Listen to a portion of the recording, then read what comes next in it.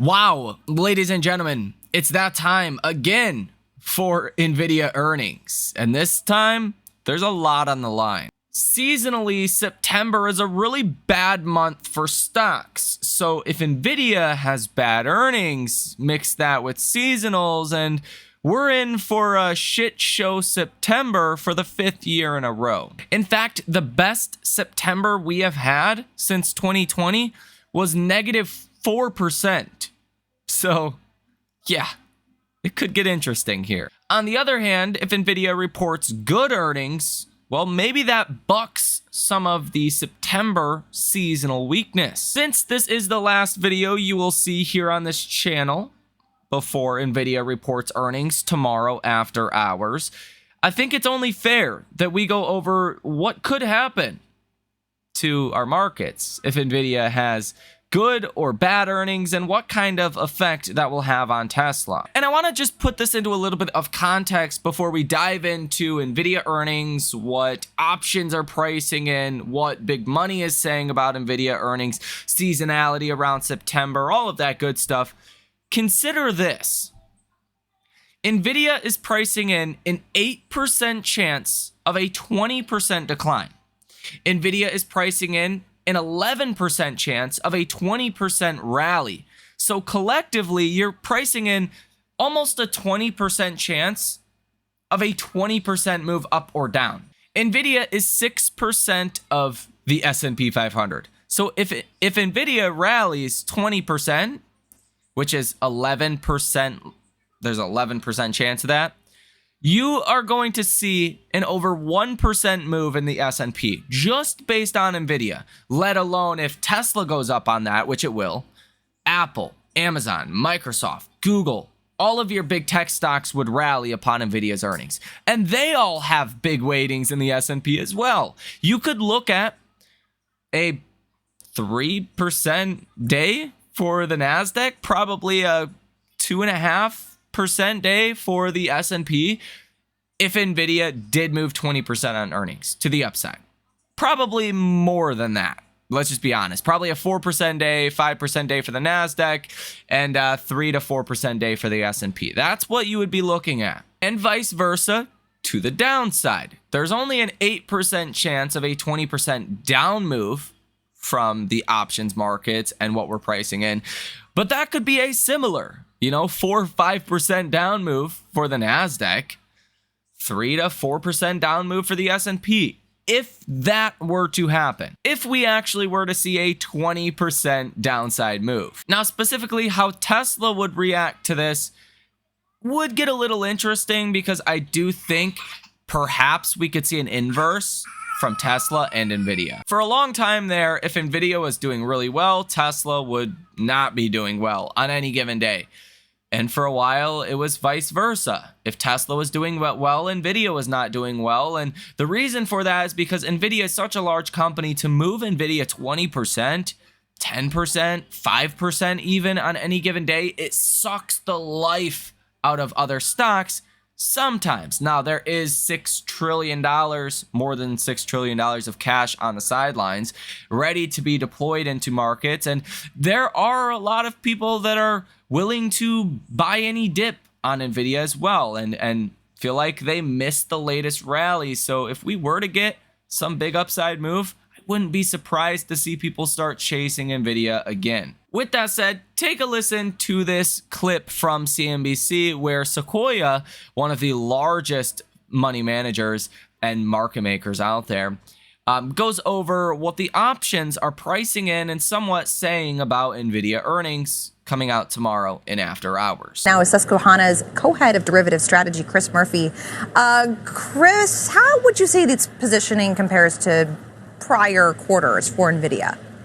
Well, it's one of the most actively traded earnings you're ever going to see. So there's a little bit of everything. If we were to pull out one trend, it would be selling puts on the downside. The downside's a little bit offered. So what that's telling you, as you can obviously look at the chart on the screen, some people have missed the Nvidia rally. They are willing to buy on a dip. And one way to represent that is to sell puts on the downside. So like I said, you see a little bit of everything in something that trades as much as Nvidia, but that would be one trend that I could pull out leading into this earnings. How do investors typically utilize options here? Is this something where they hold exposure to the shares themselves and then use options to hedge? Or is it fair to kind of read this as a directional bet per se? Or is it more of a kind of piece of an overall portfolio construction looking at Nvidia? Piece of the overall construction, I would say that it's a great situation for options liquidity when you have something that trades as actively as Nvidia. You have call buyers on the upside looking for continued momentum. You have those who are long looking to take advantage of that 9% move by overwriting. They're offsetting to a degree. You do have some hedging, a little bit overwhelmed on the downside, a little bit overwhelmed by those who are selling downside puts that are willing to buy dip. So, because Nvidia is so actively traded, you can use the options market not just to pull out that 9% implied move, but you can also pull out the probability of, let's say an up 20% move versus a down 20% move. And kind of what you mentioned is the options market is pricing in higher chance of an up 20% move than a down 20% move, mostly in response to the trading flow that I mentioned. The stock is up, Chris, 40% since the August the 5th low. Obviously, that's a striking move for most normal stocks. Is it that striking for Nvidia? And when it's come off the back of such a quick surge, does it change how you look at things and change the action that we're seeing?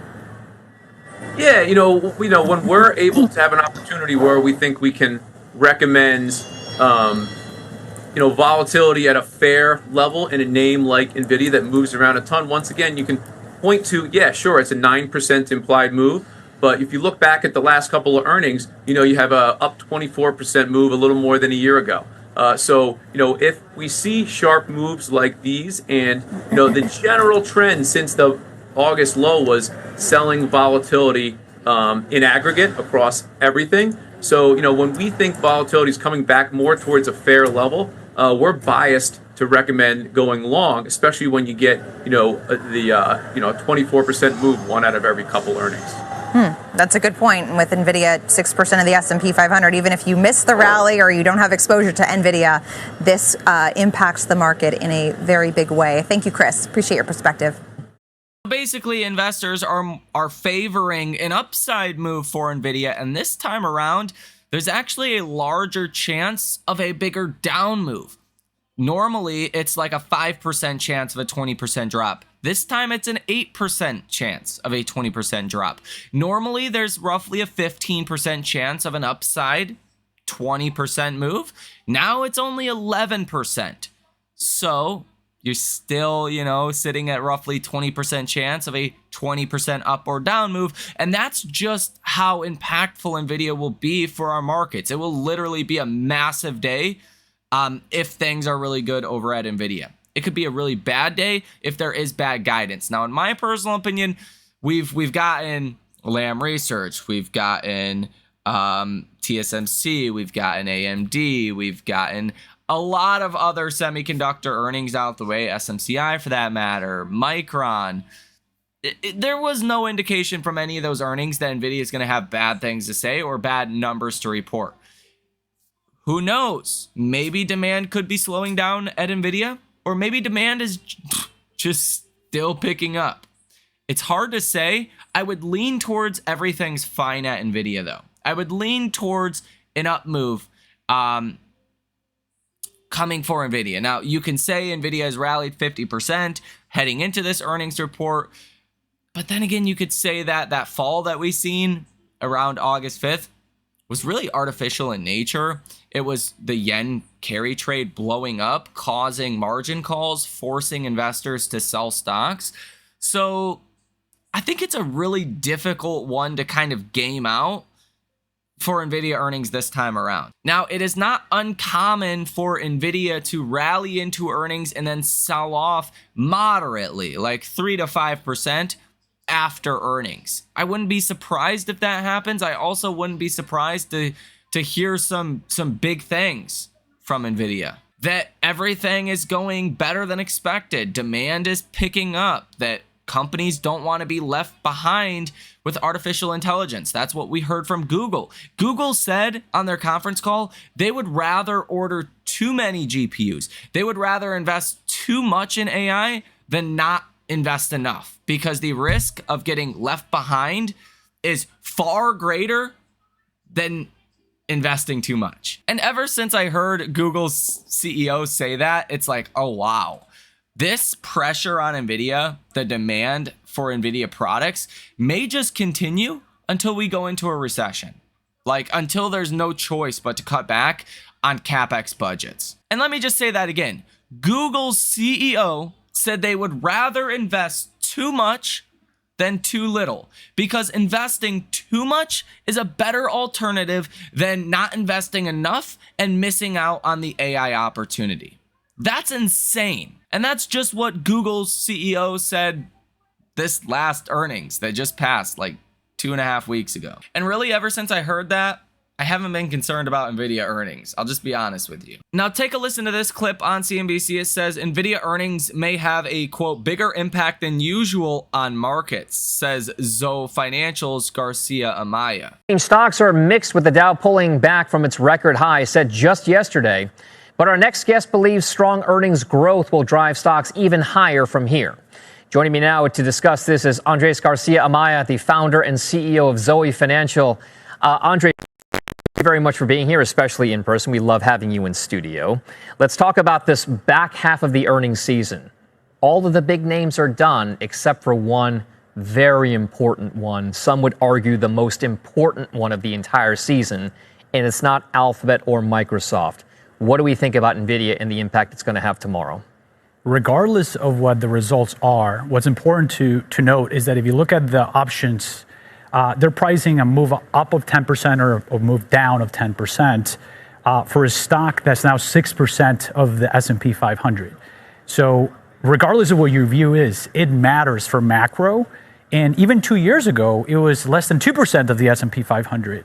So it is the show, especially in August at a time where it's quiet. It could even have a bigger impact than usual. Do you think it's, from a market perspective, because it is the probably, some would call it the second weakest liquidity, trading liquidity-wise, week of the year next to just the Christmas holidays, does it mean that we could expect even more just than the 10% that we would expect in the options market? Yeah, I think that, look, I started my career in trading, and in August, because liquidity dries up, there's a lot more volatility that could happen with something like this. You got a lot of interns running the desk in the last couple of days. You and I are here right now. Yeah, we're here. But what is important to note is that actually Bank of America did some research on this.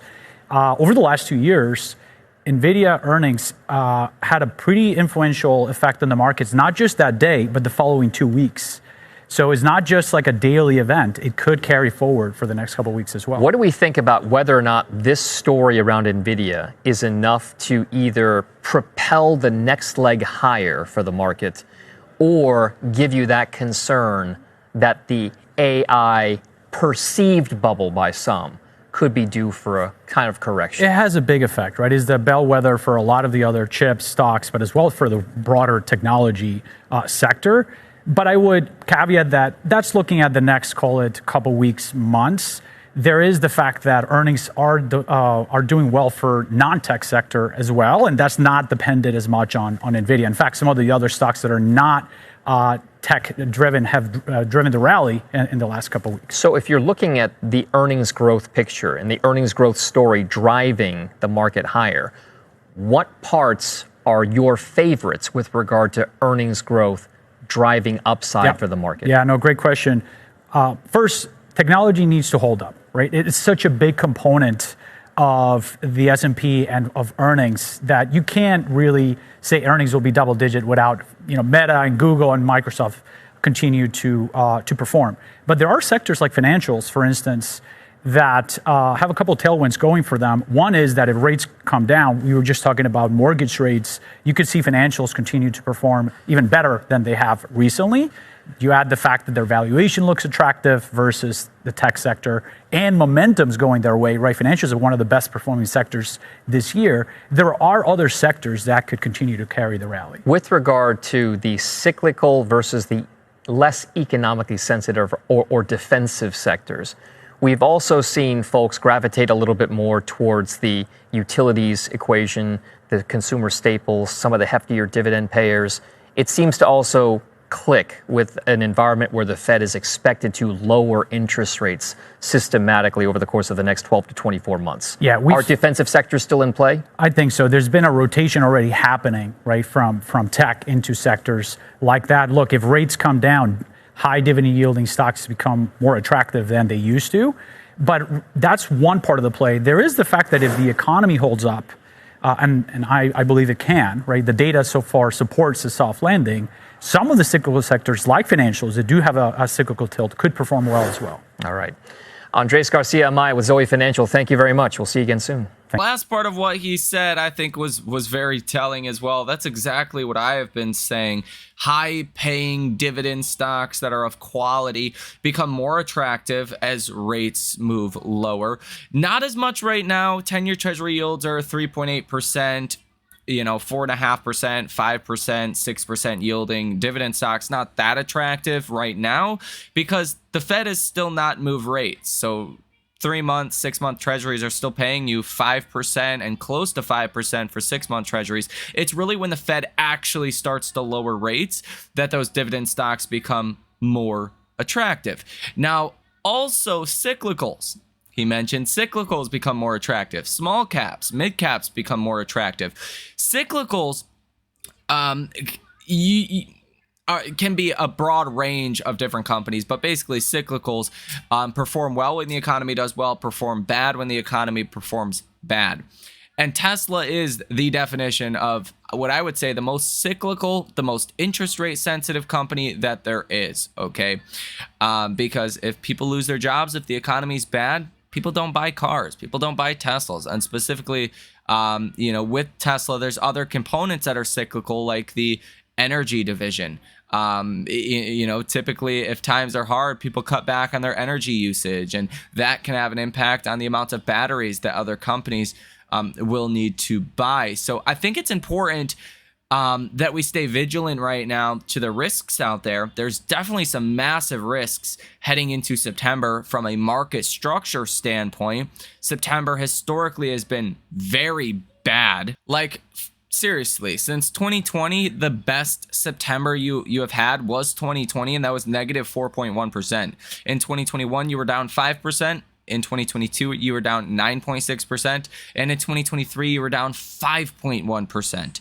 These are very bad numbers for September, just consecutively over the past couple of years.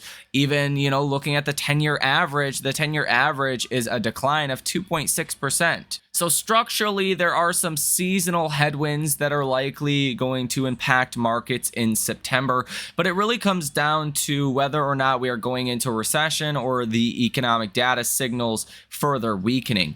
The Fed is set to cut rates September 18th. The Fed basically said in the past 2 days, there is nothing that could happen that would derail a September cut. Like, they're going to cut in September no matter what, even if inflation comes in hotter than expected. Now, historically, markets sell off over 20% upon the first Fed cut. Now, that's historically because by the time the Fed is cutting rates, they're usually too late. Usually the economy has already started to weaken, and the Fed is cutting into active weakening. But you don't have to see that 20% decline if the Fed cuts into an economy that is doing okay.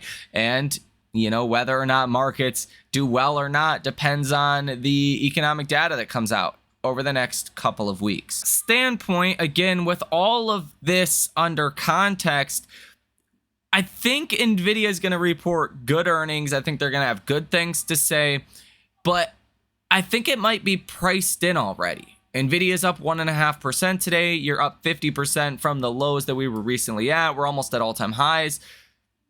Sure, I could make an argument that there's a little bit more uncertainty or nervousness this time around that maybe could be alleviated if Nvidia does have good things to say. But just based on where the stock is, I think a lot of good things are already priced to Nvidia. So from that standpoint, I wouldn't be surprised if Nvidia meets all of our expectations and the stock goes down 3 to 5% over the next couple of weeks. Then again, this is where it's hard. It wouldn't surprise me if Nvidia says demand is better than we thought and gives us another huge guidance raise, like bigger than we, even expect now. Nvidia normally does that, but let's say if we're expecting 28 billion for Nvidia's, guidance, maybe Nvidia says, oh yeah, we could do 32 to 34 billion next quarter.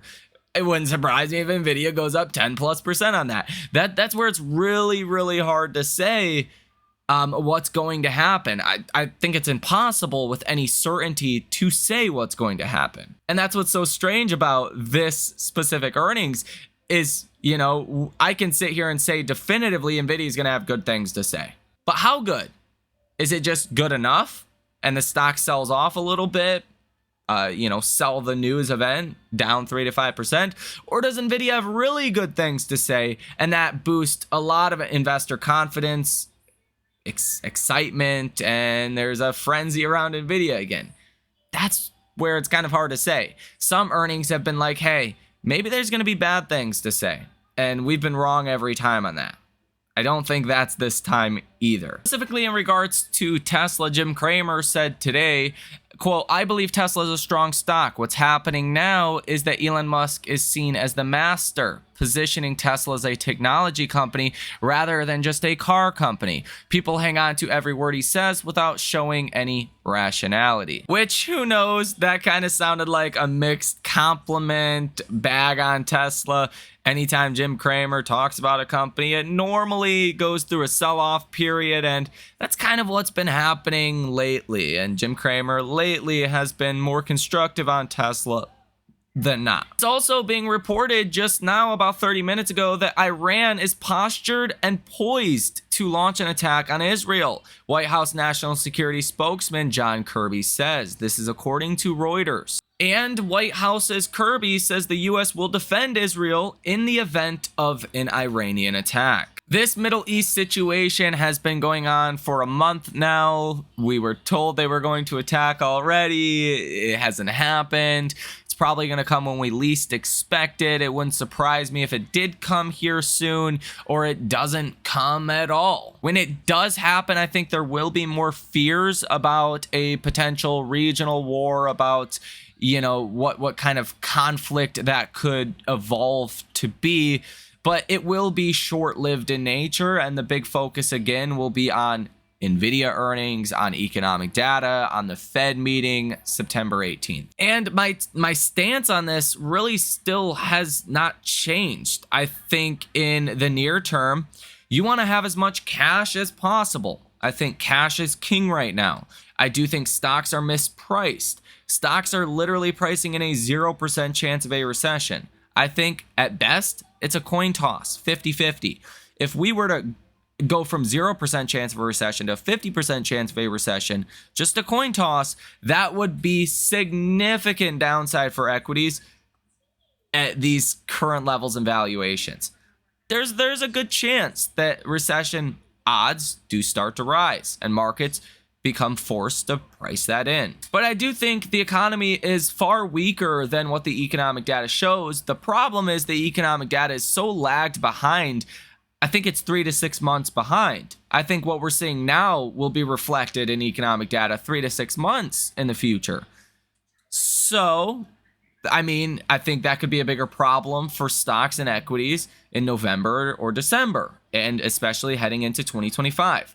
In the very near term, I don't think the house is collapsing. So from that standpoint, it wouldn't surprise me if cyclicals, if value, if dividend payers, if Tesla and stocks like Tesla can do well in the immediate near term. Then again, we have seasonality of September has just been a really rough month. We have the election coming up. There's other headwinds as well. And that's what makes right now so weird. Like, there's a lot of downside risks, but there's also a very probable case for a broadening out rally of this market. And I think that's why cash is king. And if you want to be invested in our markets, I think Tesla makes a lot of sense. Value makes a lot of sense. Small caps, mid caps, dividend payers. Makes a lot of sense. So let me know what you think about this information down below in the comment section. What kind of reaction do you think the markets will have and or Tesla to Nvidia earnings? Hit the like button as well as subscribe to the channel if you have not done so already. You guys have a great rest of your day, and I will see you in the next one.